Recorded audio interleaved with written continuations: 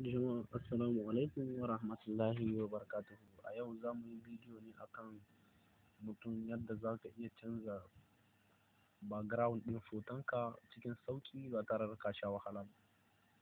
Da yawa za su ɗauki hoto amma ba su son a gane inda suka yi ɗauki hoton. To insha Allah a yau za mu yi muku bayani ne akan wannan bidiyon. Insha Allah ku biyo mu dai a wannan shafi na masu ɗan waƙoƙin Hausa TV. Da farko dai za ka shiga wannan application Google Chrome.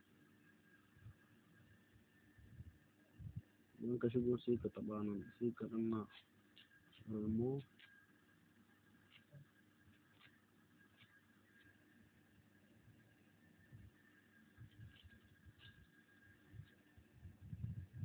sai ka danna wannan.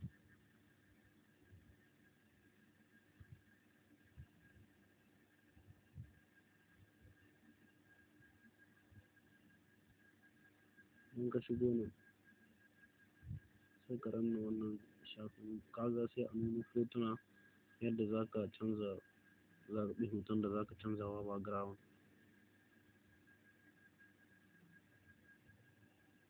Idan yana so ka canza ma wannan hoton,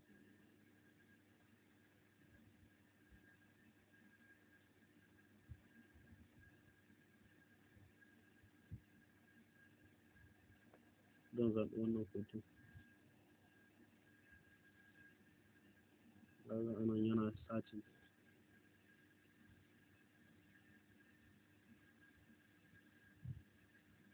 Kaga za ka iya maida hotonka a haka, kuma idan za ka canza background za ka iya taɓa shi a nan.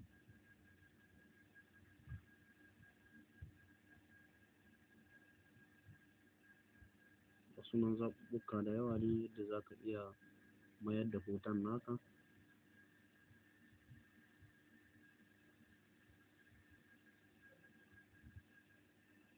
Idan kuma kana so kai telechargement sai ka taɓa nan. Idan ka taɓa nan za ka yi telecharging.